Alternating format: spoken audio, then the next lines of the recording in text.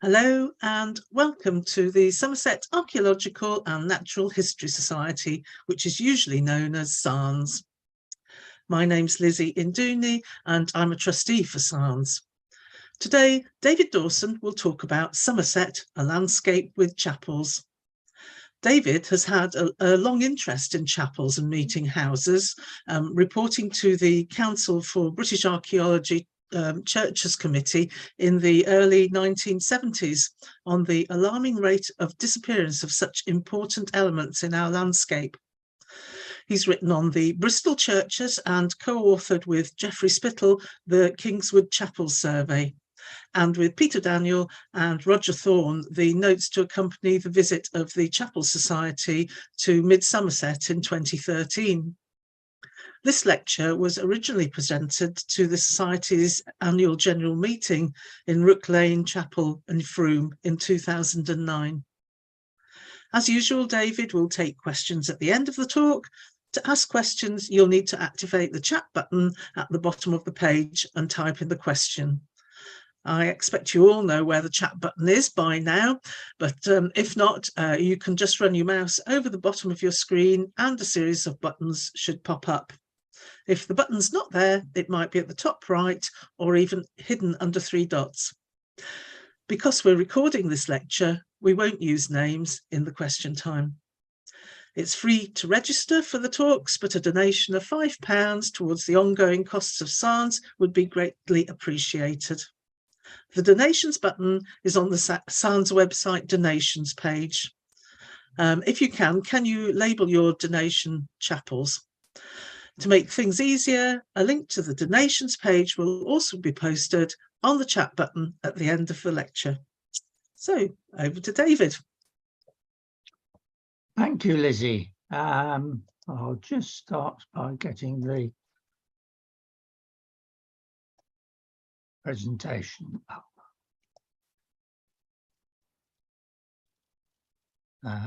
Sorry. We're starting from the wrong end. Here we are. I can't get rid of the bar at the top here we are, to start the slideshow. Here we are. I beg your pardon about that. Good evening, everyone. I've entitled this Somerset a landscape with chapels because I think it's important to emphasise that if you go travelling around the Europe, for example, you'll come to realise that the landscapes, the townscapes of England and Wales are rather different from a lot of other places. And this is because of the proliferation of different places of worship that for various reasons have grown up over the years. Now, in particular this evening, I want to use the word chapel in its more normal sense of being a place of worship, either of dissenters, those are the people who have, for one reason or other, as a matter of conscience, decided that they do not agree with the established church of their time and place. And that could be even people who happen to have a copy of the Bible in English in the pre-Reformation days. But also, I ought to introduce at this stage the term nonconformist, which has a very particular meaning that arises from the very large group of people who could not in conscience agree with the Act of Uniformity of 1662. And so bear those terms in mind as we go through and look at what we mean by chapels. Now, Somerset is particularly special. Christopher Stell, who carried out the great survey of chapels in England, in publishing his 1991 survey for the Royal Commission of the chapels of Southwest England, noted that there were 198 chapels in Somerset. Most of them, that included all the surviving pre-1850 examples, and a select number of those built between 1850 and 1914. Now, he was surveying the buildings, but necessarily he was surveying the communities that went with them. Now, of those buildings, 13 were classified as principal monuments, which is a bit of a surprise because you would have thought that Cornwall, which would have had more, but nevertheless Somerset has the most at 13. And it's a measure, I think, of the wealth of Somerset that such a range of buildings in both number and magnificence were built. And it is a measure, I think, too, of the way in which Somerset was a very wealthy community as a whole, both in its towns, through its merchant and commercial classes, and in the countryside through farming communities, because we must remember that every single nonconformist church was built from the resources of the church, i.e. the gathered people who supported it, a particular congregation. It's their resources that paid for the construction and the running of the building, and that still applies to this day. There's no centralized organization. So we thought we would start appropriately, if you've never been inside a chapel, with the Unitarian Church here in Taunton. And we were there by kind permission of the trustees. You will find it's probably one of the most magnificent spaces surviving in Somerset. It dates from the mid-18th century. Its focal point is this magnificent pulpit. You can see a communion table in front of it. And you can also see that if you stand in front of that pulpit, you're surrounded completely by pews. They've been lowered by about 2 feet. But you'll also notice there's a big candelabrum hanging from the ceiling. There is a clock behind the candelabrum. And you can get an idea about how the space has been maximized to get in as many of a congregation as possible. To supply the music is an organ, which we will see in a minute, over on the right-hand side as we're looking towards the entrance. And that used to stand in the gallery where it replaced the church band. Both Anglican and nonconformist churches had got their music from a local people actually sitting up in the gallery. But later on, when particularly in the 19th century, organs became a lot more fashionable. And here we are back at the magnificent Calabria by Nathanael Webb and its ornate ironwork. What is perhaps most spectacular about that interior are the 2 columns of wood that support this vast, otherwise unsupported ceiling. They are very often held to be symbolic of the 2 pillars, Jachin and Boaz, the 2 pillars before the temple in Jerusalem. We'll come back to that in a little while, but just to give you a taste, in Taunton, and the same is true if you look around any Somerset town, Bridgewater, Yeovil, Wells, wherever you like, Wellington, you will see that there are some very magnificent, prominent buildings that are part of the townscape. And fortunately, many of them are still in use to this day. Here's a trio that are in very, very short walking distance of Mary Street. Just down the road, Temple Methodist. Just up the road, Silver Street Baptist. And nearer the river in North Street is this rather spiky early English North Street Congregational Church. Most of these, you'll notice, are of early 19th century date. But even if you go to any village in Somerset, here's Timberscombe in the shadow of Exmoor, you can see that not only have we the parish church of St Petrock with its spire, but in the slightly nearer us, in middle ground, is the blank wall of Providence Methodist Church, which is a former Bible Christian chapel built in 1836. A congregation basically led by two local farmers who got together the funds for this, and but unfortunately found themselves needing to close in 2019, very just before the COVID outbreak. And looking all over the county, we've got a magnificent selection of buildings. Julian Orbach earlier last year explored a lot of these with the eye of an architectural historian. And here are probably two of the extremes: Stoke-sub-Hamden United Reformed Church, built largely at the expense of the local Glover, Richard Southcombe, with backing of a Bristol MP, Morley, who got together the funds for a building as huge as this. And then on the right here, a very much more modest corrugated ironclad timber building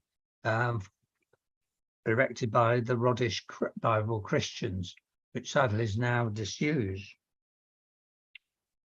But look, these would be pride of place in any community. In Bath, the New Jerusalem Church, you see on the left, and in Broadway, the Broadway Hill Methodist Church.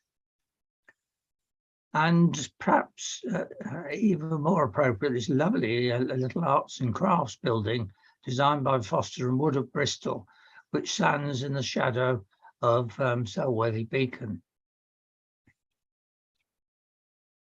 And in the early 20th century, we have examples like these two kind of sub-Gothic buildings, very spacious and entirely designed for use in Porlock and Minehead. And even coming on into the 20th century, there's some excellent examples of new build. Perhaps the best of all is the Octagon Chapel that was built in the mid-60s for the Christian Brethren that you see here in Taunton. Unfortunately, this closed fairly recently too, and is now been taken over by an auctioneer. Now, I think the thing to remember about England and Wales, for that matter, is that we have a Protestant church that dates back to that, and it was the first state Protestant church in Europe.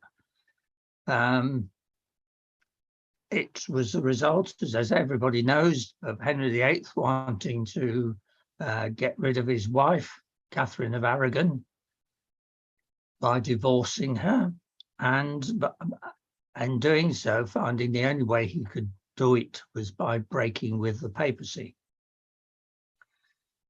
That actually led a bit into a bit of a conundrum, because immediately his principal councillors, like Archbishop Cranmer and Thomas Cromwell, were left with a bit of a conundrum about what was a Protestant church. And in a sense, this debate, we can see it working its way out right the way through, really until the present day, with what kinds of liturgy should be involved, what kind of structures. And we get a hint of what was around in some of the earlier solutions in the 16th century by these two examples. They're both from Gloucestershire. Deerhurst Priory Church, which you'll be better known as a superb Anglo-Saxon survival, has this marvellous arrangement still left in the chancel, which has been fenced off here by a communion rail, where the pews are placed around the focal point of the communion table. So the chancel serves as a separate space for partaking in the Lord's Supper. And the priest would have stood on the north side of the table. You can see it in a smaller scale here in the lovely little medieval church at Hales, where the pews are arranged right way around the table itself. But in this instance, you notice they've kept at least the bottom half of the medieval screen. The rood loft has been taken down, but the screen still serves its purpose as demarcating the space in which communion could take place.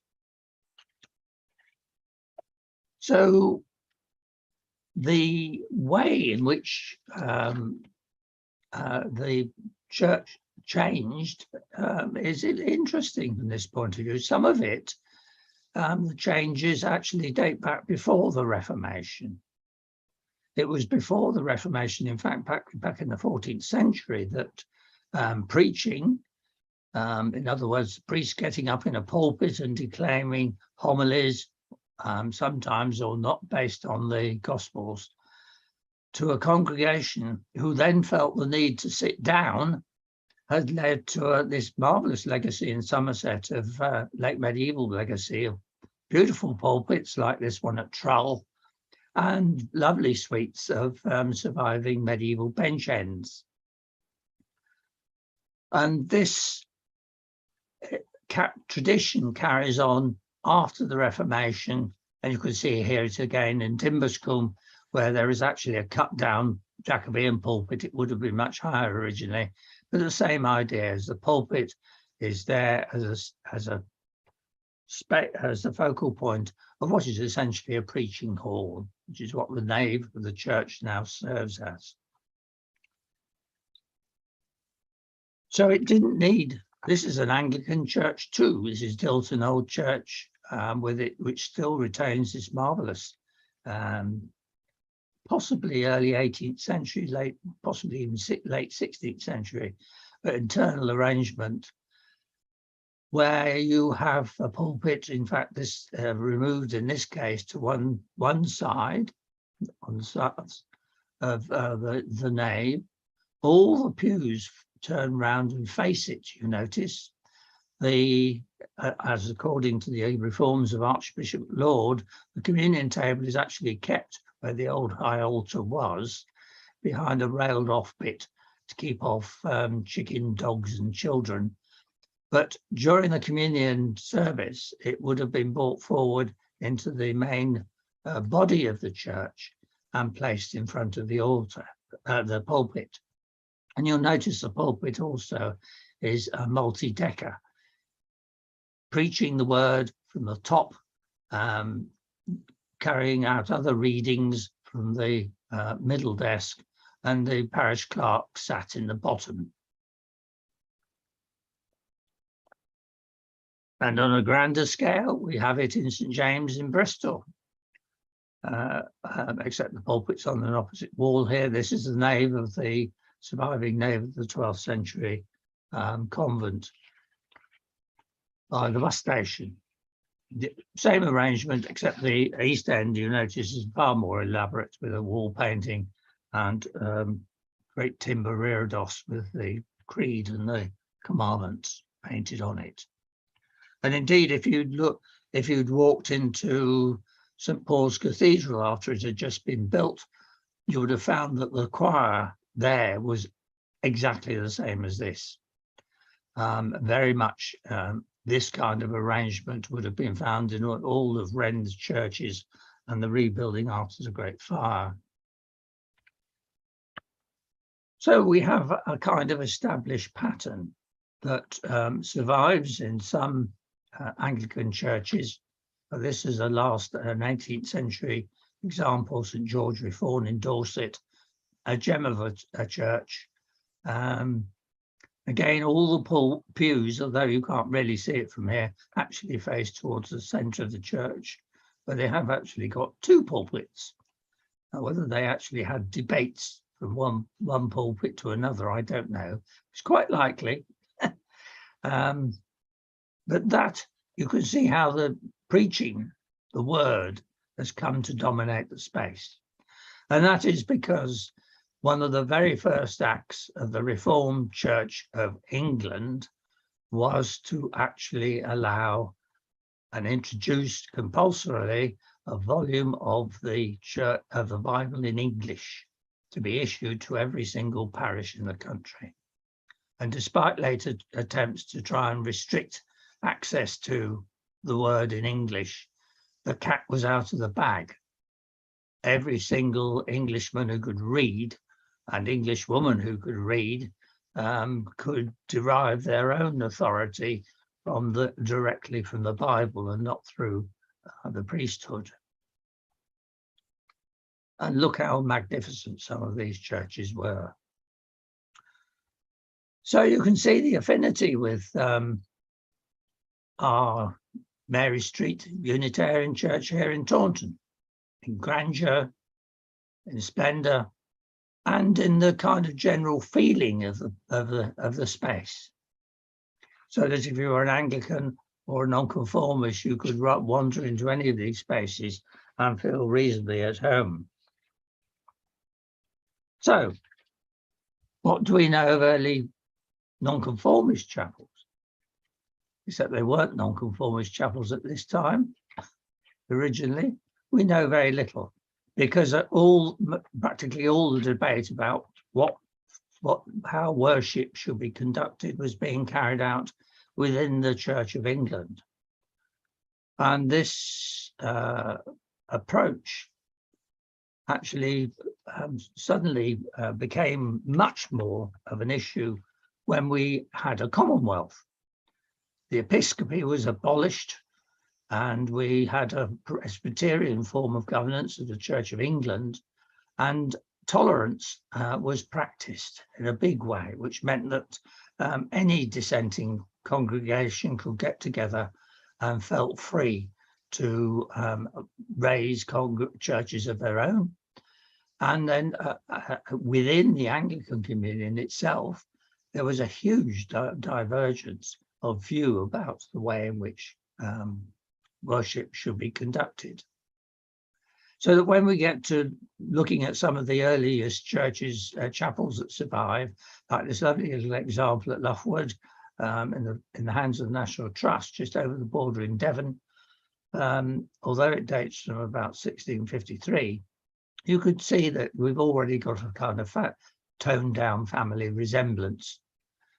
Even the clock facing the pulpit to keep the preacher in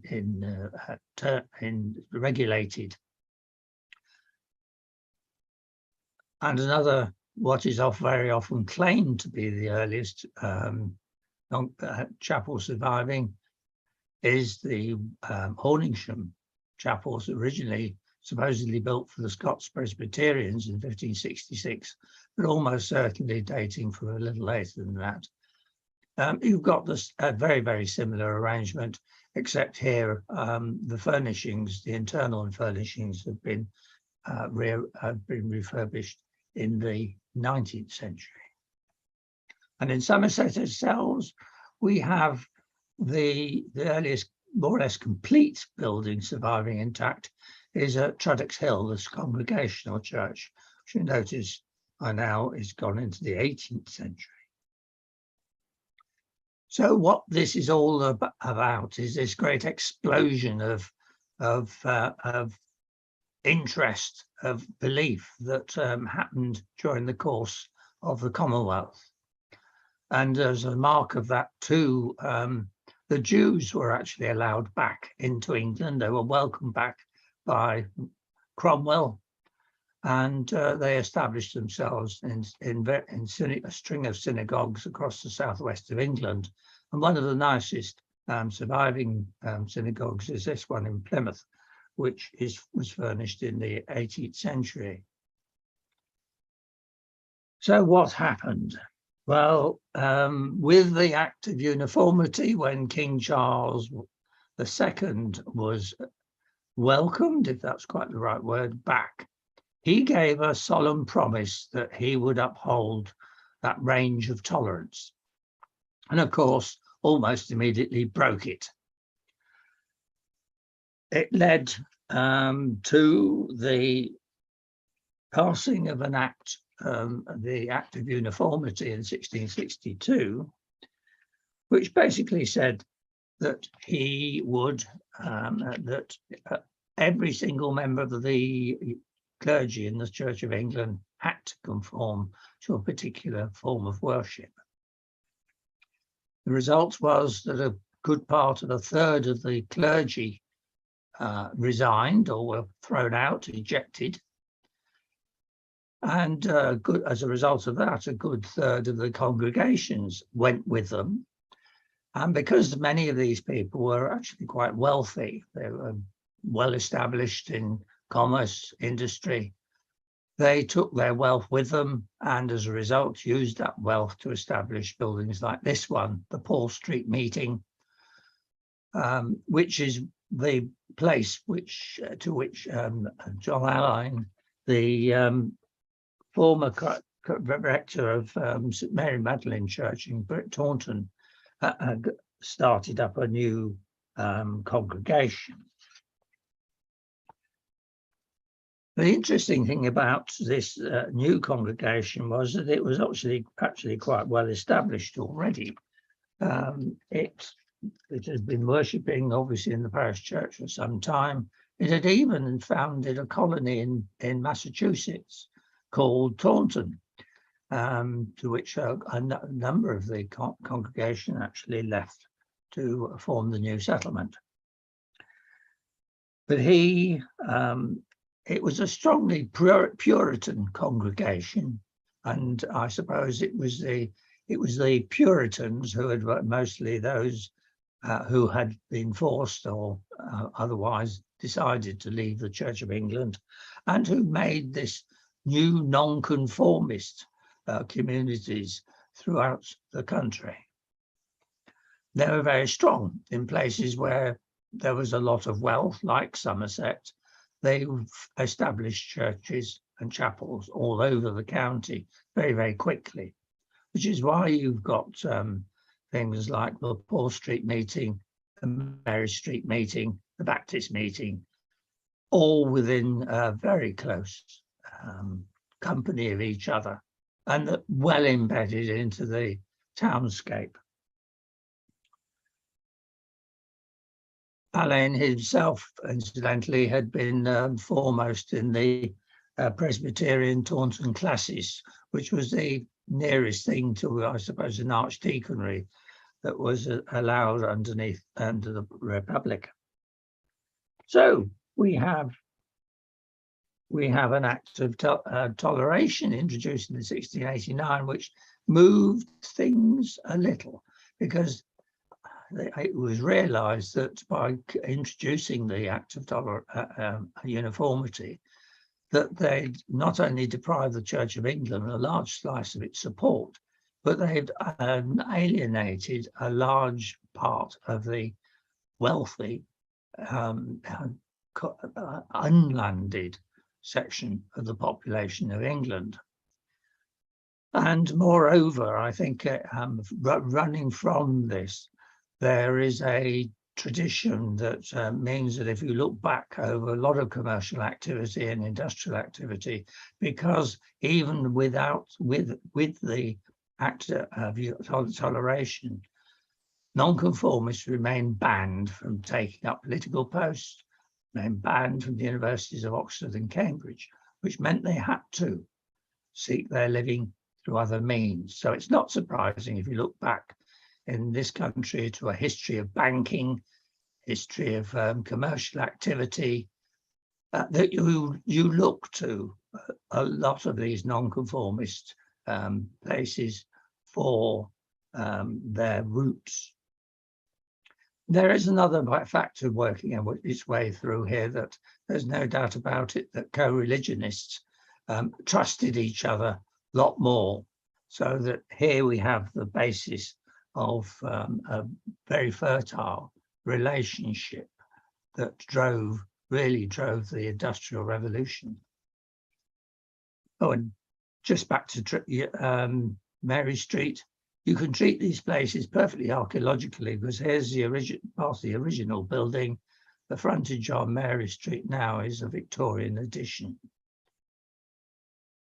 Now, to give you an idea of how magnificent these buildings are, the Rook Lane Chapel in Frome must be the most magnificent in the county. Unfortunately, it went through a phase of dereliction, so we've lost all its interior fittings.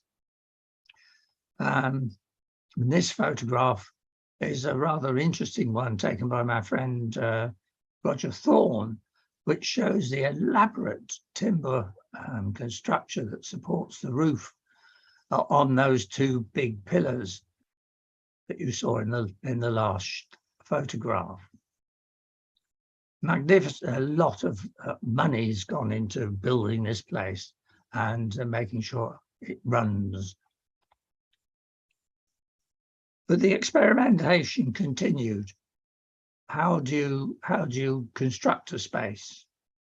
On a smaller scale, from Mary Street, we have the Middle Lambrook Meeting House, which is now United Reformed. Gem of a place, and even preserves this lovely 18th century clock that was made by a chard maker, the Mood. It's acquired other things, not least the gas-fired heating that you see in the just in front of the pulpit there, and a harmonium. But essentially, the interior is very much as it was when it was first built in the early 18th century. Another way of actually disposing of the interior so it could act as an effective preaching space was the use of the octagon. The Norwich octagon is probably the best known of these, but we have examples here in Somerset. The octagon in Taunton, supposedly a favoured form of John Wesley. Wesley was the result of the Methodists was a result of a later expulsion from the Church of England. And we have here a much more splendid example of the Bath Percy Street Congregational, which I'm pleased to say they've actually taken out a lot of the temporary ceilings inside, so that you can now enjoy the space again. And just a reminder that this was a period of experimentation that was shared with the Anglicans. This gem of a little church at Blackford by Richard Carver is a superb example of octagonal planning, exactly the same stable as the two we've just looked at. And there were other forms as well. There was the L shape, and this is the parish church at Lopen, which built onto it I suppose you could call it a south transept, but it's actually really a south nave. Or was it a north nave? But anyway, it actually enlarged the space that centred on the pulpit. And you'll note that there is the doorway there that led to another gallery that ran across the end of the new nave. And there was a T-shaped. And Cow Street Unitarian at Shepton Mallet was a good example of this, but it was modified in the 19th century by bricking off the T and moving the pulpit over to an end wall. This superb pulpit actually survives now in St Nicholas Church in Bristol. And finally, the most of the chapels settled on this form, the short wall type, to as a way of ordering the internal space. It's a rectangle. You come in through a doorway in the short wall, or two doorways in the short wall, because originally men and women were very often completely segregated, and you were faced immediately then with the pulpit at the end of a range of pews. You'll notice this is a new room in Bristol. It's a remarkable survival. John Wesley's new room. You'll notice that there is no access to the pulpit.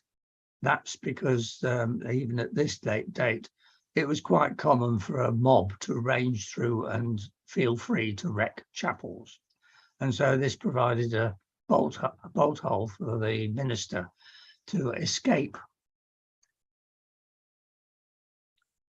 At the other end of the county, we have Dulverton, which is a lovely little surviving example of just this kind of thing. You'll notice that there is a door in the gallery on the left-hand side as you're looking away from the pulpit, and that leads into the schoolroom.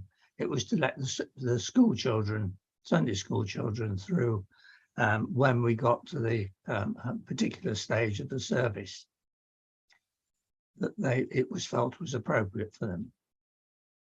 And here we are into the 19th century magnificence. This is Bridgewater Baptist, exactly the same arrangement, except being Baptist, you'll note that in front of the pulpit, there is an arrangement through double doors into the baptistry. All Baptist churches these days have internal baptistries. There are a few around that don't. I don't know of any in Somerset that still rely on local rivers and streams. But here you have a baptistry, the Baptists insisting on adult baptism. It was provided for this way of welcoming new members fully into their communities. Otherwise, when it was boarded over, out of use, the communion table sat upon it, and the chairs for the elders around the back. But notice the prominent place of the organ now. You can just see the top edge of where the clock is, right in the foreground. And what magnificent buildings the Baptists actually, particularly the Baptists, erected about this time. Again, almost exactly the same as many Anglican churches being put up under the very convoluted acts that they were passing through Parliament to provide the funding. Because the Church of England had to rely on parliamentary funding very often to build new churches. The nonconformists, of course, were free of that.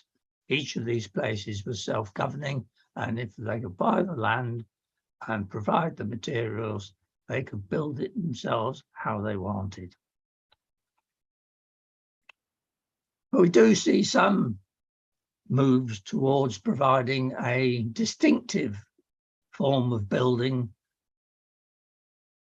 The City Road Methodist Church in London, designed by the Reverend Jenkins, has provided the inspiration for these three Wesleyan Methodist chapels that you can see here: Bath, Walcott, Bridgewater and Shepton Mallet.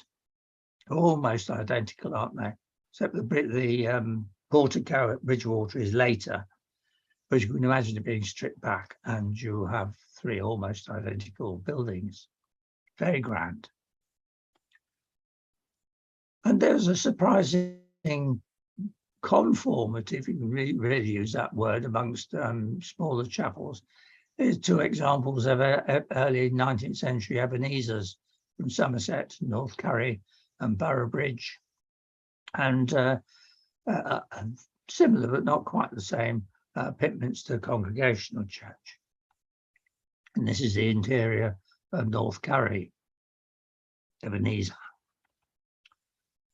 So it is throughout the countryside, it is very often common to find these very, very simple buildings that grace our village scapes. Sometimes you do find them in isolated positions, but usually they're part of a village. Zion Chapel that you see here was actually meant the centre for the King's Brompton circuit of Bible Christian ministers. But then in the mid-19th century, early to mid-19th century, we get what I think I used to like to call neo-medievalism, except I've been told that the term now applies to computer games with a Gothic tinge. Other people talk about the Gothic revival, except the Gothic revival tends to apply to an architectural style. And what I want to imply by neo-medievalism was this feeling that one ought to return to more medieval forms of liturgy and worship. And there's even a fact that there was a huge debate, of course, in the Church of England about this with Pugin and co. that raged right the way through the 19th century and indeed into the 20th century. But this, in the mid-19th century, there were plenty of nonconformists that started to espouse the cause of producing medieval buildings as appropriate to chapels. The Reverend Jobson even went so far as to claim that it was cheaper to build in Gothic than it was in classical style. And in fact, he went further. I thought he argued that not only can we certainly admire it for its elegance and simplicity, the propriety of employing early Gothic architecture for our houses of prayer might be argued from the fact that its ecclesiastical form at once makes it known its object without the possibility of allowing them to be mistaken for museums, note, post offices, note, banks, or factories. So we have a rather strange argument going on. And it wasn't just Jobson, there were similar characters writing for similar publications, especially for the Congregationists like George Bidlake, and the Primitive Methodists like G. Hodson Fowler. And what followed was Gothic. In fact, you'll be hard put to tell the difference between Milverton Methodist Church, top left, from West Huntsville, top right, other than that West Huntsville could afford to put pinnacles on top. And much more elaborate examples here from Willerton and Watchet. The main difference here being that Willerton could have had the land to build its schoolrooms and other ancillary structures alongside it. At Watchet, these were stowed away underneath the chapel, giving the chapel a far greater elevation, which makes it one of the most prominent buildings in the town. And then you may come to, real tough Gothic revival that it will rival anything being produced by the Anglican Church at the time. And one of these architects was Alexander Lauder of Barnstaple, who was whose protege W.J. Letheby is probably better known. But Lauder actually designed many nonconformist churches, particularly for the Wesleyan Methodists, right the way across the south of England. But these two are, funnily enough, just down the road from each other, one at Martock and the other at South Petherton. And you can almost hear the people from South Petherton, Martock, saying, we'd like one like the people have got at Martock, the people at Martock saying, we'd like one like the people have got at South Petherton, please. And you've got to stare at these two photographs quite a long time to pick up the nuances of difference between them. They are there, but it looks a bit like a computer cut and paste job, doesn't it? Except that, of course, computers didn't then exist. On a much smaller scale, you can see the impact even at quite just down the road again at Bower Hinton United Reformed Church, straightforward short wall design of church, except that in the late 19th century, the short wall at one opposite the entrance was pushed out to form a separate chamber to house the organ and when it wasn't in use, the communion table. But notice the pulpit stays within the body of the church.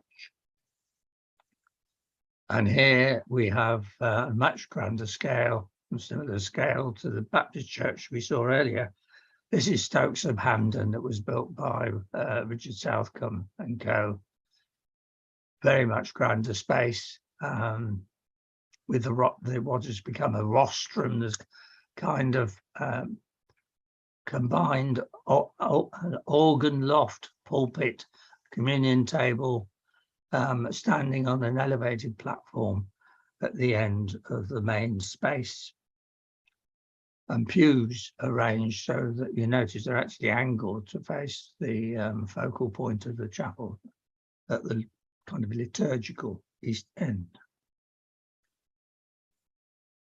And that tradition actually carried right on into the 20th century. We've already mentioned the octagon. Christian Brethren started off in the octagon in Taunton, obviously felt some affection for it, and had their architect reflect that architectural form in their new 1960s chapel. But here you've got two other examples, the Salvation Army, and not particularly fussed about what they have, they just want a room. But the Breandown Methodist has a little bit more style to it, and a little bit more function, looks like to look like a chapel.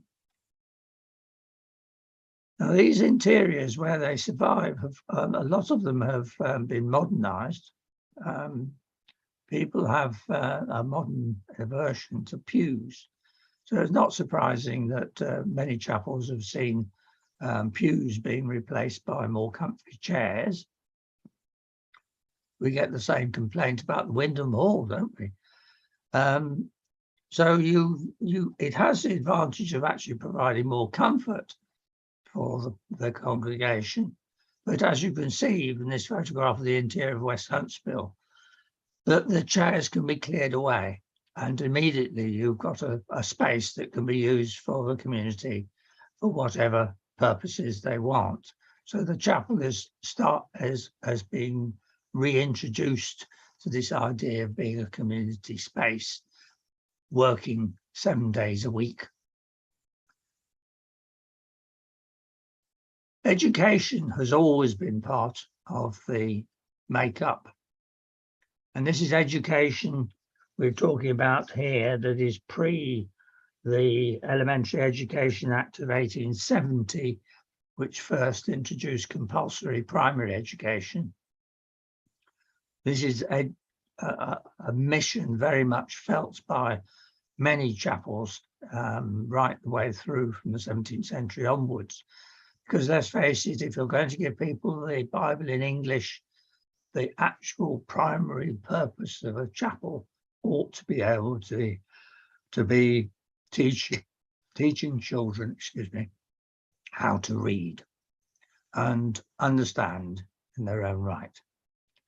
And some of these schools are very elaborate. I suppose the most elaborate I know of in Somerset, again, coming back to Mary Street, the schools that were built on in the 19th century that you can see here, that rather dominate the upper High Street. And you can see here quite clearly that the girls and infants were segregated off from the boys who were around the corner. Magnificent building, stained glass window in the hall upstairs. So presumably they don't use indoor basketball or anything up there. And of course, integral to all chapels too was the idea of the Sunday school. It's a movement that started off in the early 19th century, was consolidated.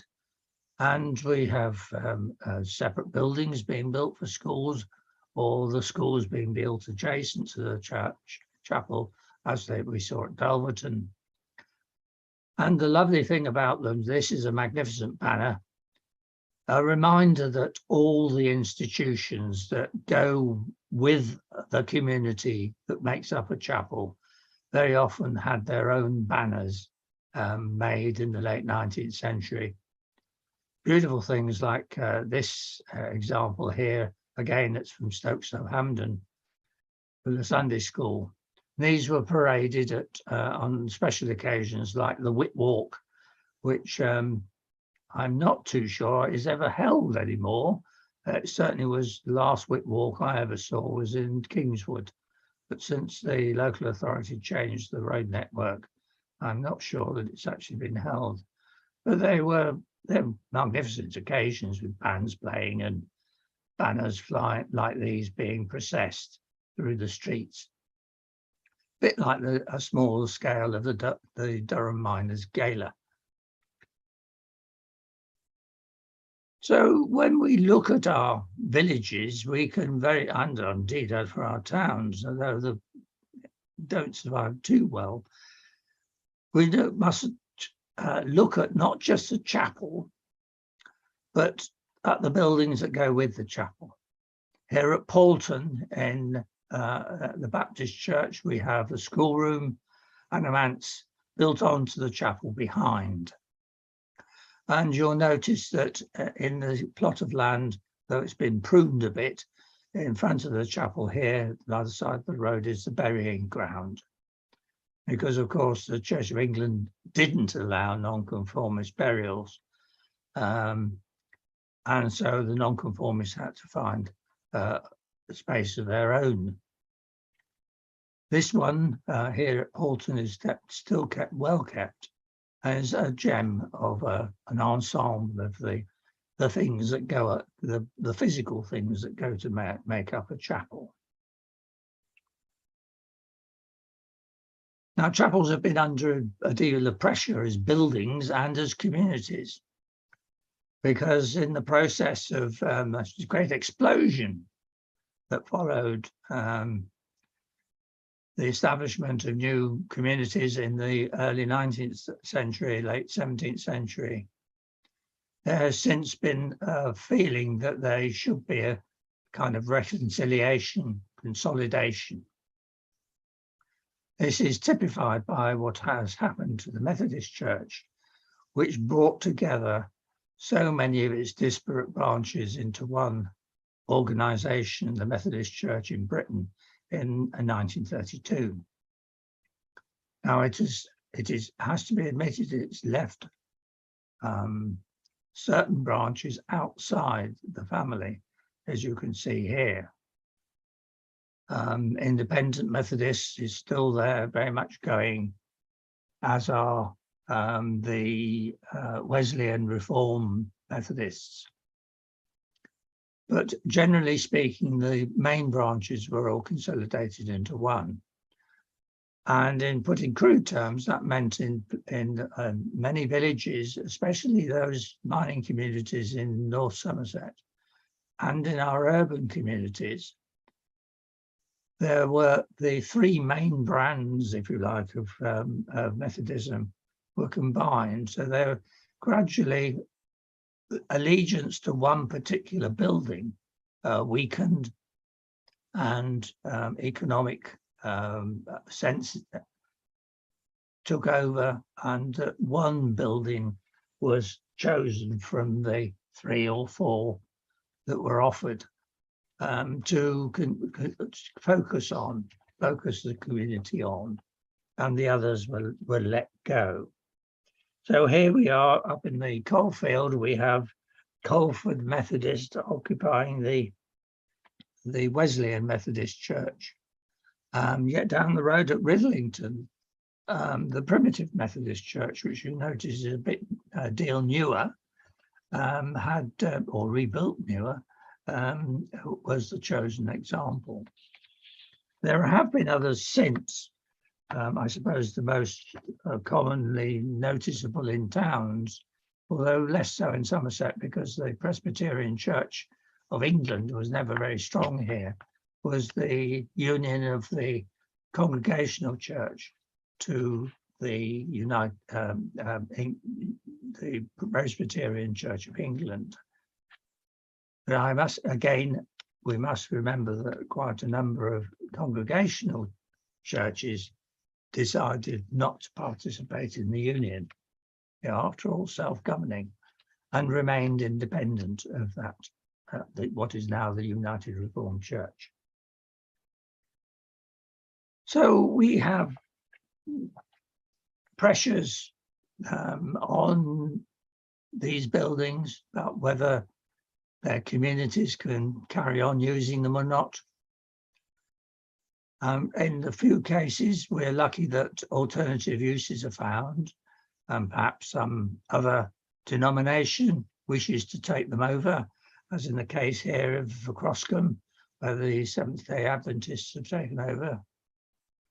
In many of our cities, it has been not only other congregations, particularly some of the Pentecostal churches and some of the newer religions, or kind of new old religions that have been building in our cities, like Hindu temples, Sikh Gurdwara, and mosques that have found their homes in former chapels,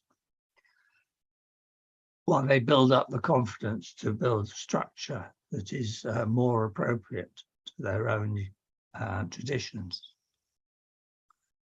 They've been used, a fewer number have been used as public spaces.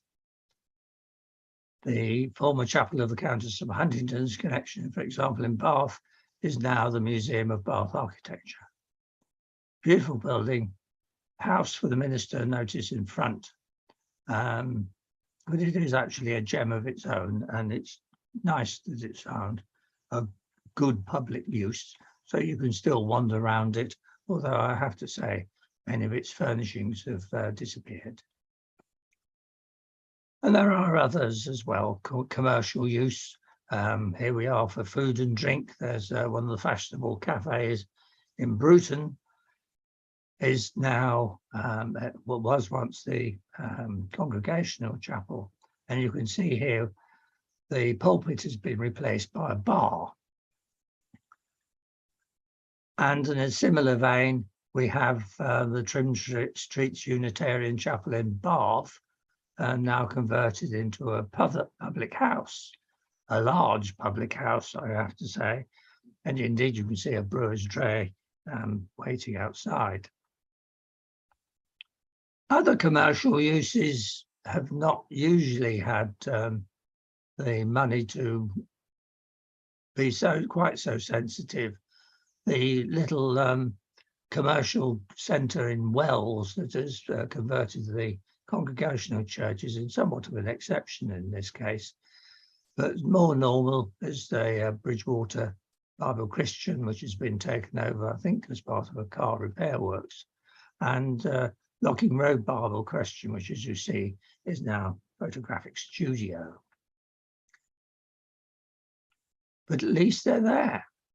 And there are many examples throughout the county where the smaller chapels in the countryside have been very sensitively, in my view at any rate, converted into houses. I showed two examples here, Great Elm Providence and Boltonsborough Moravian Chapel. The one that jars, and I've kept it anonymous, you would never believe that that building in the top right was once a chapel, would you?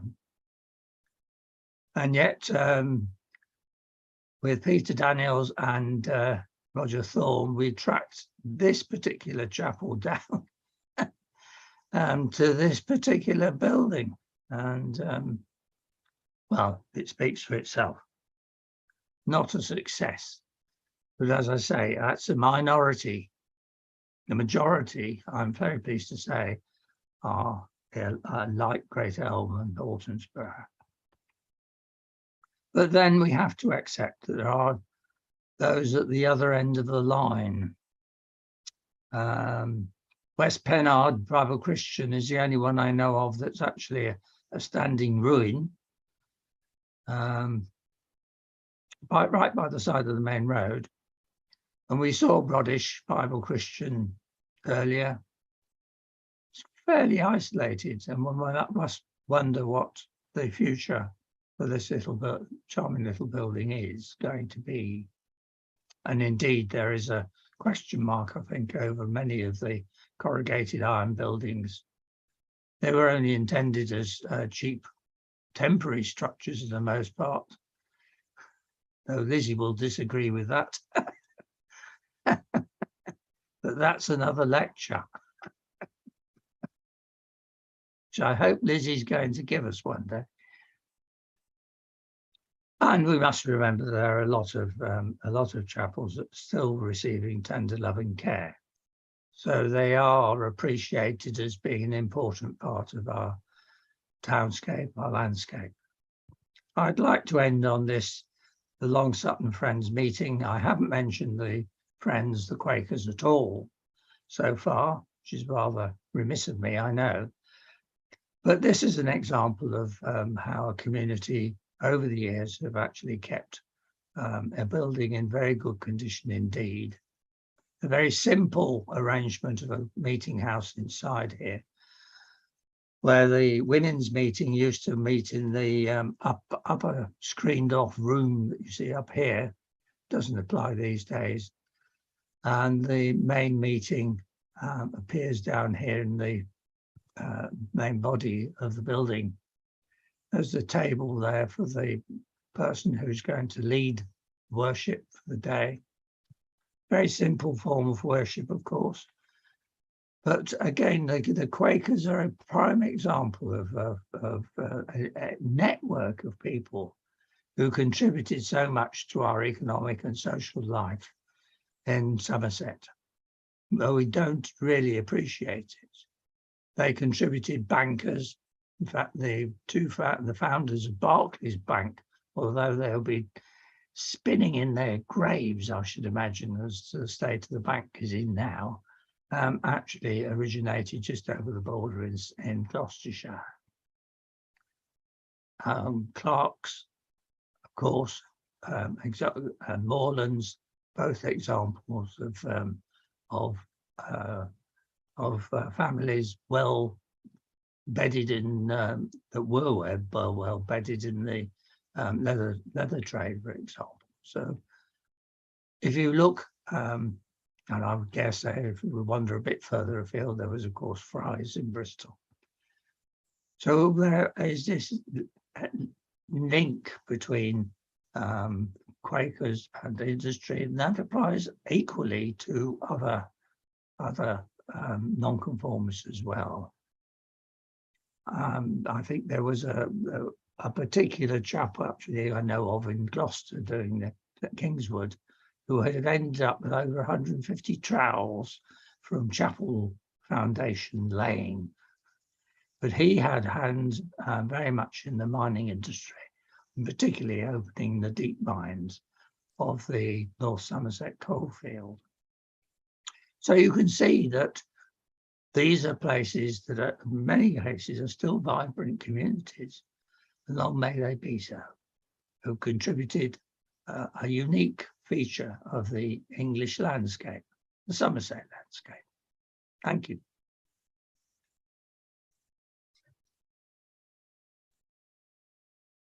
David, thank you very much for an extremely eloquent and well-organised talk through what is actually quite a complicated subject, and it's actually been very helpful to me really to put a lot of things in context, and also thinking about the associated buildings as well, that, you know, if I go out looking for churches, or if I'm lucky and we go out and look at chapels, that it's not just the chapel buildings we're looking at, it's the associated buildings that go with, you know, the churches and the graveyards, which are sometimes attached and sometimes not.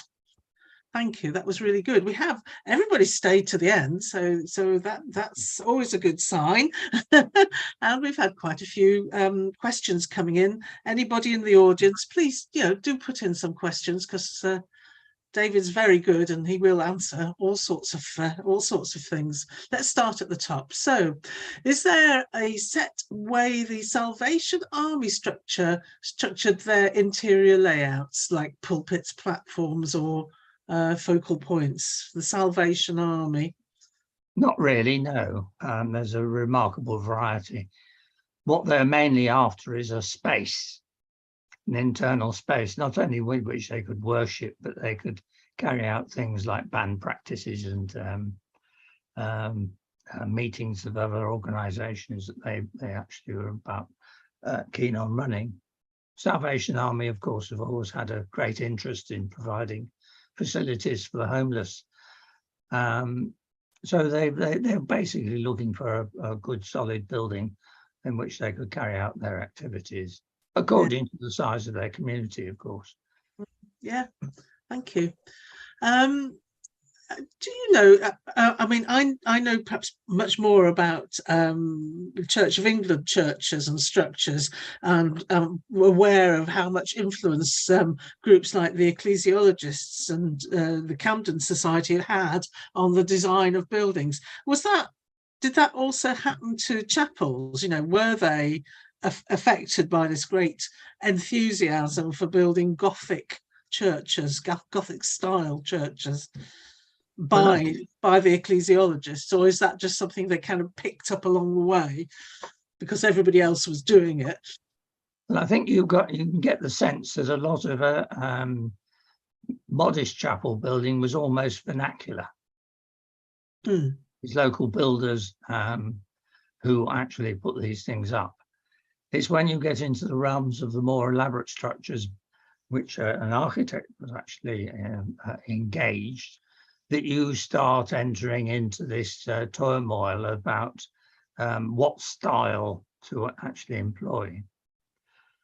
Gothic, for example, if you Alexander Lauder was always built in Gothic.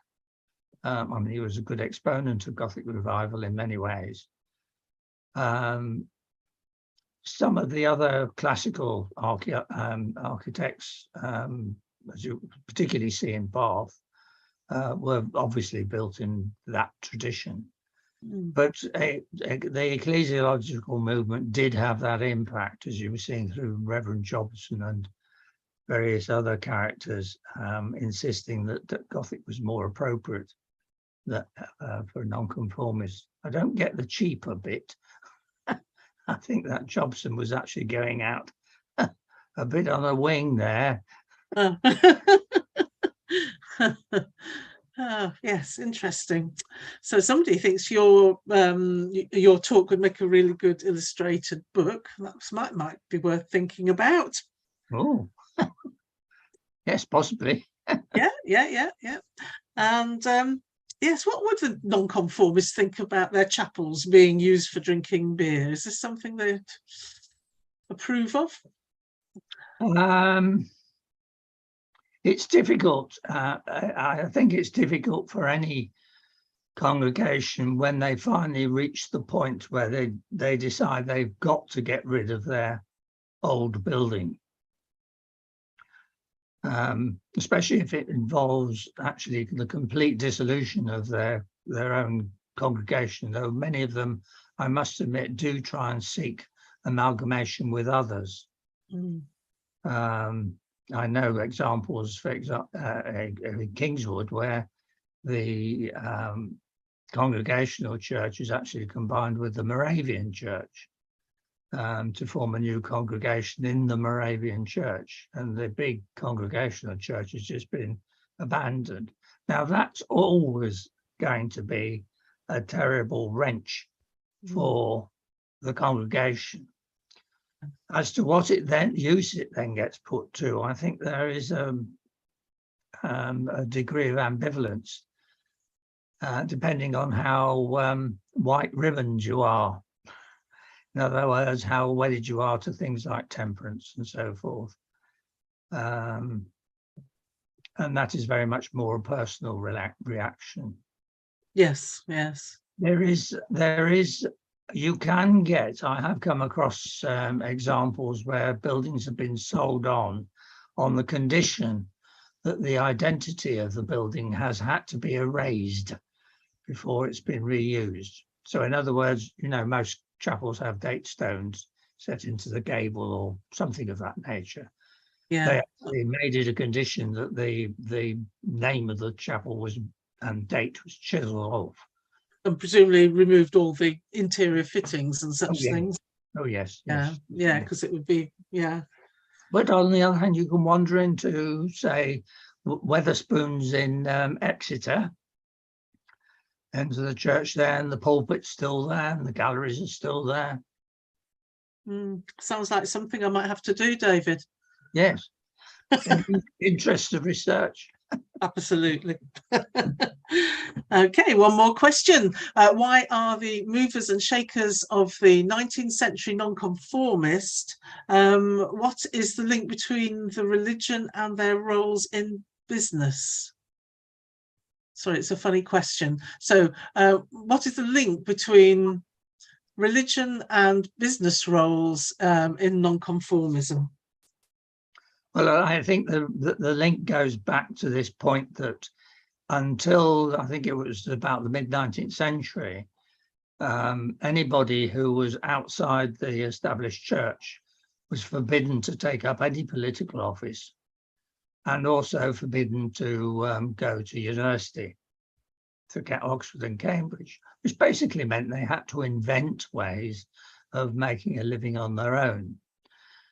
Now, if you add to that they were parts of communities that, if you like, trusted each other, it was far easier, and had these linkages, it was far easier to build up trade networks that would support and indeed progress business ideas, commercial ideas, industrial ideas, innovation, than it was in shall we say, a more established structure. Bearing in mind that, we always, I know it's a bit overdone, but there was this very much this notion that the Church of England was very much hamstrung by what it could do, by what it was given permission to do by Parliament. Hence, it couldn't build new churches in all these new industrial areas where it wanted to, while the nonconformists got there first, basically. But it also was, so that meant not only the owners of the industry and business actually erected this great raft of buildings, but they were the only places of worship open to more humble people, especially more humble people who were very often energized by the evangelical movements of the late 18th, early 19th, late 19th, early 20th centuries. They were the places to go. Yes, it does always fascinate me that all the chapels in Taunton seem to be in a similar area. Is it? I know you mentioned it, but I can't. Was there any particular reason for that? Well, they are embedded in the medieval townscape. Yes, in the same way as their congregations are embedded in the medieval townscape. They're not sort of kept outside the town walls or something like that. There wasn't the established church wasn't powerful enough to do that. Right. In a place like Oxford, obviously it was. Right. And even to it depended on the power of the local church, but even if in a place like Exeter, where you'd have thought the Church of England had a great deal of sway, you do find some of the nice early chapels like the Mint within the city walls, but they're very often taking up the surplus space. Yeah, squeezing in. Yeah. We have a message from the United States. So somebody's writing from the US, not far from Taunton, Massachusetts. Did the Taunton UK congregation influence the architecture of the Taunton US chapel and maintain a connection? Do we know? I'm afraid I don't know the form of the chapel in Taunton. I ought to, because I actually been to Taunton, Massachusetts, but I'm afraid it was just to attend the hospital. So I didn't have much of a chance to have a look around. There is obviously a relationship between chapel forms, particularly the kinds of interiors that we've been looking at. I mean, I've visited, say, the West Church in Boston, and that's just straight out of those kind of 18th century interiors that we, except on a slightly grander scale, that we were looking at earlier. Externally, there is also a relationship, and it's most starkly seen in the Congregational Church just north of Poole, Bournemouth complex, on the road going out north towards Salisbury. I know, which could be anywhere from New England, basically. Yes. There's a great deal of commonality in approach and design, as you would expect. Yeah. Another little bit of... I'd really like to know what the Taunton Church looks like, please. Well, that's right. Yes, it would be nice, a little bit of research. So whoever has written in that comment, perhaps you could send us a picture of the church. It would be really good. To the SANHS, one of the SANHS email addresses. Somebody asked, are there any books on Somerset chapels? Specifically, there is just one I'm aware of that has something about chapels in, which is this, which is that is by, oh, it's a Bob Dunning one. Yeah, edited by Bob Dunning. There's an essay in here by Mary Eade on alternative ways. But I don't know of a specific book of Somerset. Oh, David, there is an opportunity for you. Apart from, of course, that Christopher Stell published, when the Royal Commission published its big survey, it published fascicules of the counties, and there's one for that. Ah, good, thank you. That's really good. Oh, he's disappeared. Hopefully he'll come back.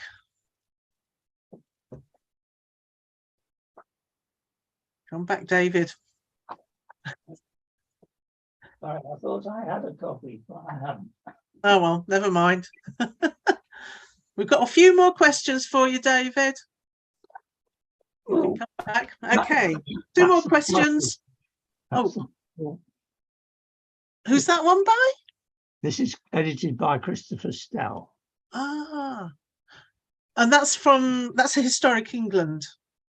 That's the Royal Commission. Royal Commission, sorry. Yeah, okay. That's useful to know. It's a treasure house. Excellent. Thank you very much. Okay, I'm going to squeeze a couple more questions in. After a few years after East Coker Cemetery opened, when the parish church graveyard was full, a second mortuary chapel for nonconformists was opened. How would it have been funded by various nonconformists acting jointly? Okay, so that's a question about funding of cemetery chapels and mortuary chapels. It varied. It depends on who was funding the extension to the cemetery. Sometimes it was the community, in other words, the parish council, who would have clubbed together and paid for both mortuary chapels. Sometimes it would have been the nonconformist churches themselves getting together to get the money to pay. But it's interesting that, I mean, even in the big commercial cemeteries that were being built around London, for example, there were separate chapels very often provided. One for the C of E and the other for the nonconformists. Yes, yeah. Brilliant. And another message here: nonconformist burials in C of E churchyards permitted under the Burial Laws Amendment Act. Question. See James Date Methodist in Watchet, 1895. Comment in the burial register. Yeah. That's useful to know these things. Okay. Yes, And please. another little message. Bridgewater Bible Christian Chapel, built in 1876, was converted to a workshop in 1911. Surely this must be an early example of the reuse of religious buildings in 1911. It's nice that it's documented. It is, yes, yes. Thank you, person who put that one in. So I think that's it. We've come to the end. That was really good, David. And of course, anybody who wants to see it or knows somebody who would like to see it, we will be putting this this webinar onto the SANHS website. It usually takes us about a week or so to get things up there. Okay, David, thank you very much for your excellent lecture. I hope you're inspired to bring out your book on Somerset chapels. Really? Something to keep you busy. Okay, thank you very much. So we have a few more webinars coming up. In 2 weeks' time, on the 26th of January, David Victor will be giving a talk about the twin manors of Preston Bowyer. And 2 weeks after that, completely differently, we have a natural history webinar on the Shetlands, nice and local, but definitely probably going to be worth looking at, as I have just been on holiday to the Shetlands and it was absolutely fabulous. So I shall certainly be looking forward to that.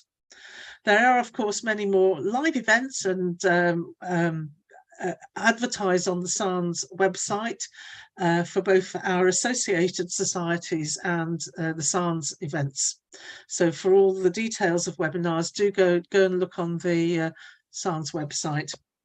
So that just leaves me time to say thank you to you. Thank you for coming along, and thank David for his excellent talk, and of course the webinar team, Nathanael, of course, Tony, Allan and Emma. We hope we'll see you again at another SANHS lecture. Thank you and goodbye.